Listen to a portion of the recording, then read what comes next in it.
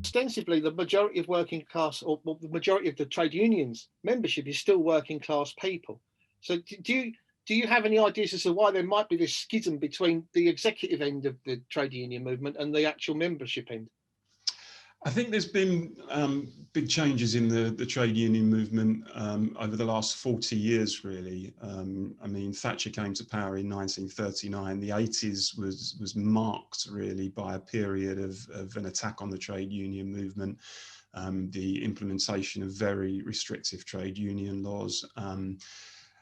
That coupled with a general sort of deindustrialization and the disappearance of industries that were heavily unionized, I think has had a huge impact on trade union membership figures. I mean, in 1980, I quote in the book, trade union membership figures in this country were around about 13 million. At the moment, it's about half that, it's about 6.5 million.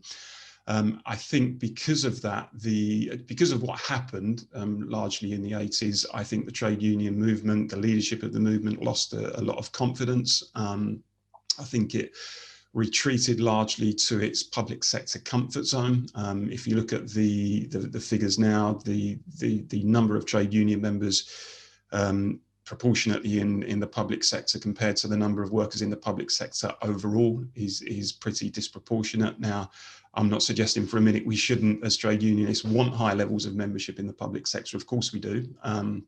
But equally, there are huge parts of this country where in the private sector, trade unionists are just simply not represented. And, you know, the worrying thing is with the emergence of the gig economy and precarious and transient employment and 0 hours contracts, etc., trade unions are as needed in the public sector in the private sector more than ever. But you know, they're just not represented. There doesn't seem to me to be any sort of strategy to try to win membership in the private sector.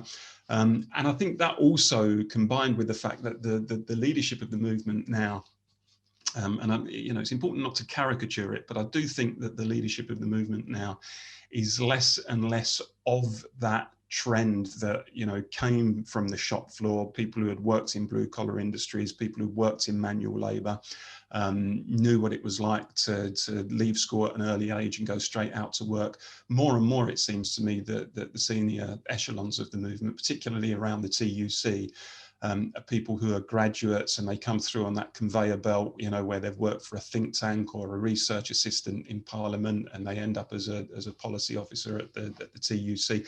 And actually, because of that kind of very liberal, cosmopolitan, metropolitan worldview, have less and less sympathy and understanding of the type of people in the sort of post-industrial parts of Britain working in the private sector, who they really should be representing. So that's all of that really, I think, has resulted in a schism and in the sidelining really of the trade union movement. I think that's tragic, actually.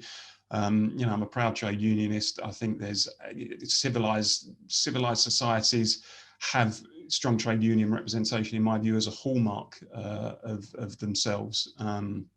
And, you know, trade unions, I think, deliver so much for working people, and where they exist, inevitably, you know, workers in those industries and companies have better pay and conditions than similar industries and companies where they're not unionized.